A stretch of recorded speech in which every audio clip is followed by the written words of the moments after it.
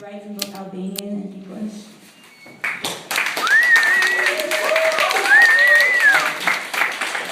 I'm like a politician in this podium. This piece is titled Splashes. The clothes that I was about to wear on September 1st, 1989, I had carefully chosen the night before. A yellow t-shirt, light blue jeans, a belt to keep them from falling from my skinny waist, a pair of white Adidas sneakers, a turquoise green backpack that was so big compared to my twiggy body that I could have easily fit inside if I tried it. As I was putting on my clothes, my father was busy videotaping me. He was interviewing me about what day it was, how old I was, and where I was going, while his shoulders supported the heavy video camera the size of a small suitcase.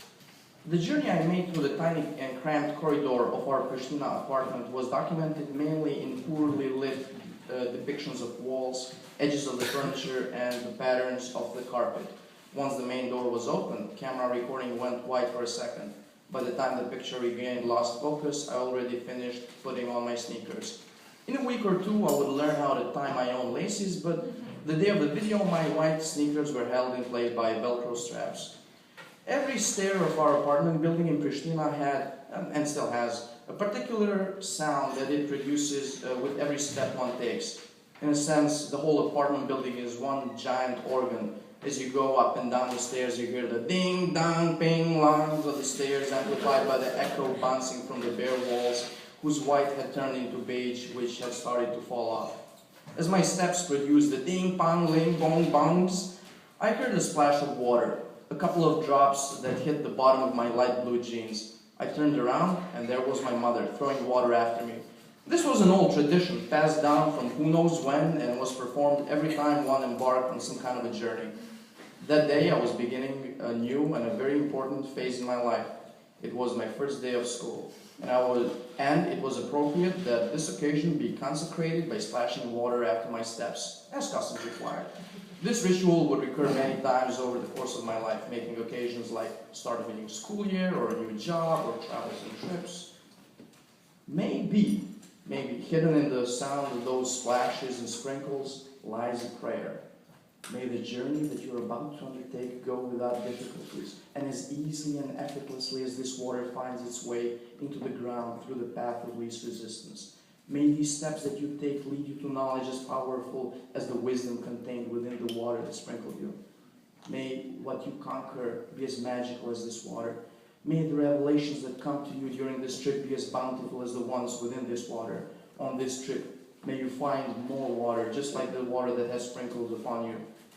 May great magical forests of opportunity grow from you, just as they do from this water. May you always safely find your way home, just as water always finds its way to the bottom of the earth. The last time I remember my mother splashing water after me was in late August of 2002, the day that I embarked upon my journey to study in the United States. We were already running late for the airport, and I was struggling to carry a heavy suitcase down the same set of stairs, which were responding with the same ding, pong, long, bong, bing melody. The August heat had already rendered useless the morning shower, and it seemed that I had sacrificed my sleep to futility, since I was drenched in sweat. I was trying hard not to forget my backpack and my passport and the plane ticket and the travel cash. I almost forgot my jacket, and I would have frozen in the air conditioning of all the planes and airports had my sister not reminded me. Once I was sure I had everything for my trip, I started my final descent down the musical stairs. Then, unexpectedly, I felt splashes and sprinkles falling. "Ah, Mom, come on, seriously, enough with the old superstitions!" My anxiety about running late to the airport was transformed into a fury at this tradition. Moreover, I was embarking to study science, and the splashes, originating from who knows what ancient superstition, were like a slap in the face. It was as if my journey in search of truth was being contaminated by the fermentations of history.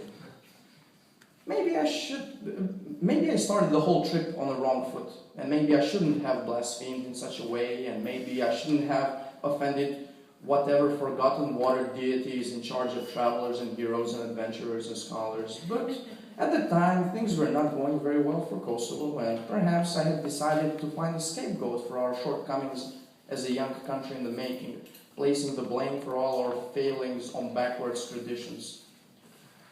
It took me some years to come to terms with the old traditions and superstitions and maybe consider them not as something that holds us back, but as something full of ancient wisdom to be studied and to be benefited from. There must be some universal truth and value hidden deep within the core of every superstition.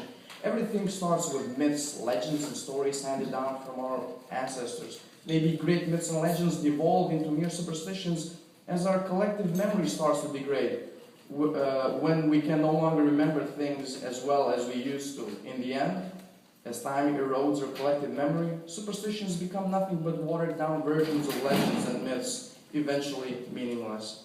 On the afternoon of the last Monday of August 2013, I was putting on my clothes. This time, I had not prepared them the night before. My sneakers had laces that I almost knew how to tie, and my backpack was the size I couldn't fit myself into. I was rushing through the narrow corridor of my Queen's apartment. I encountered my roommate, who's also from Kosovo. Where to, Simo? Which is rooming in Albania. School. I thought you still had a couple of weeks to enjoy summer. Today's the first day. Should we splash some water on your way out? He said this intending a joke. Suddenly, my pupils dilated and I felt my face become a smirk. He rushed to the kitchen and hurriedly filled a glass of water.